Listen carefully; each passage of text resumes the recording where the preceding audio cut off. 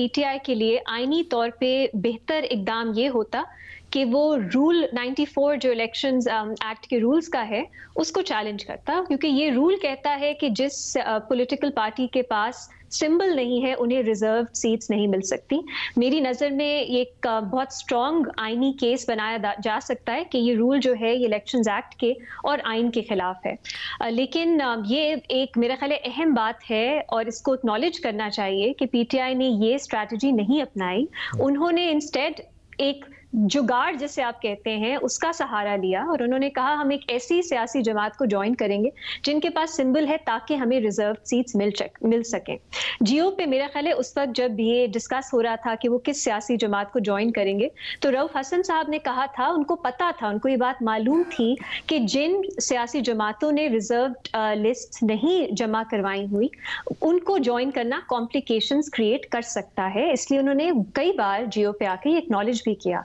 लेकिन फिर हमने देखा कि पीटीआई ने सुन्नी इत्तेहाद काउंसिल ज्वाइन की जिन्होंने रिजर्व लिस्ट जो है वो नहीं जमा करवाई हुई थी।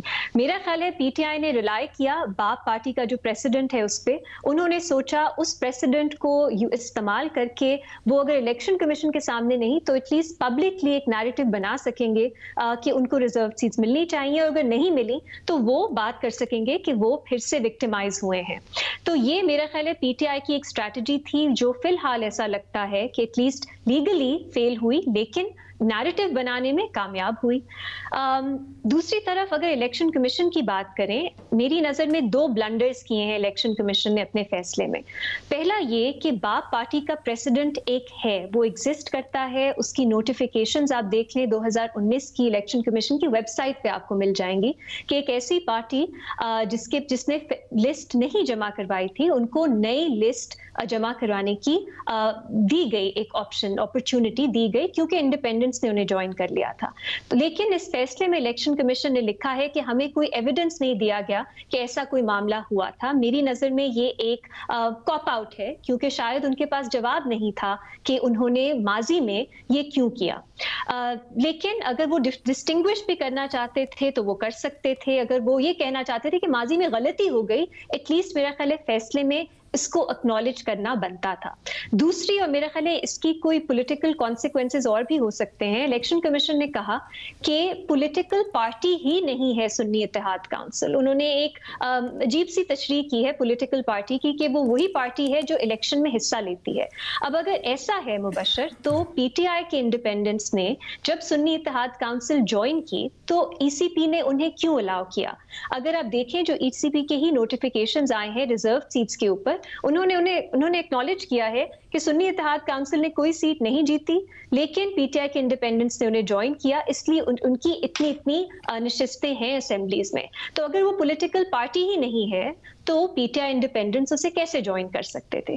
क्योंकि जो आइन की शिक है वो एक ही है जिसमें पॉलिटिकल पार्टी उसको कहा गया है कि उसमें इंडिपेंडेंस ज्वाइन भी कर सकते हैं, फिर उन्हें रिजर्व सीट भी मिल सकती हैं। तो जहां तक रिजर्व लिस्ट्स की बात है, उसके स्केड्यूल की बात है, मेरा ख्याल है उस पर ईसीपी का मौक़िफ़ ज्यादा स्ट्रांग है। लेकिन उन्हें इस बात को एक्नॉलेज करना चाहिए कि माजी में उन्होंने एक्सेप्शंस क्रिएट की हैं बाप के लिए, लेकिन जहां तक पॉलिटिकल पार्टी होने का सवाल है उसमें उनका मौक़िफ़ और उनकी तशरीह पॉलिटिकल पार्टी की कमजोर है।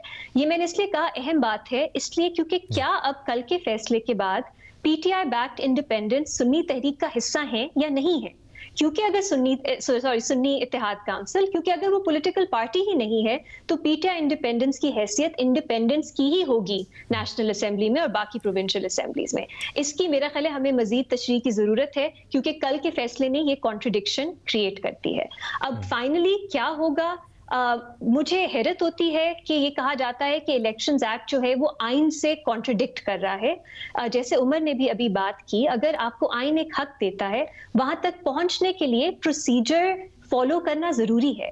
मुझे हक है कि मैं वोट करूं, लेकिन अगर मैं पोलिंग बूथ नहीं जाती एक मखसूस टाइम के दौरान तो मैं ये नहीं कह सकती कि मुझे अगले दिन वोटिंग की इजाजत दी जाए क्योंकि ये मेरा हक है। जो प्रोसीजर है वो फॉलो करना होता है, और इस प्रोसीजर में कि आप लिस्ट पहले दें ताकि उनकी स्क्रूटनी हो, आपके वोटर्स को पता हो आपकी रिजर्व लिस्ट पे आपने किसको नॉमिनेट किया, ये एक अहम बात है। इसको ये कहना कि ये होनी ही नहीं चाहिए और इलेक्शन के बाद हर पार्टी खुद से कहे अब हम नई लिस्ट बनाएंगे, ये इसकी मुझे समझ नहीं आती। लेकिन फाइनली मैं यही कहूंगी कि क्योंकि माजी में एक एक्सेप्शन बनाई गई थी, और आपको याद होगा अगर हमें असाइनमेंट्स मिलती थी स्कूल कॉलेज में, कभी डेडलाइन क्रॉस हो जाती थी, ये आपके टीचर्स का एक होती थी प्रोरोगेटिव कि वो आपका डिले कंडोन करें या ना करें। तो इलेक्शन कमीशन के पास मेरी नजर में ये पावर थी कि वो ये डिले कंडोन कर सकें।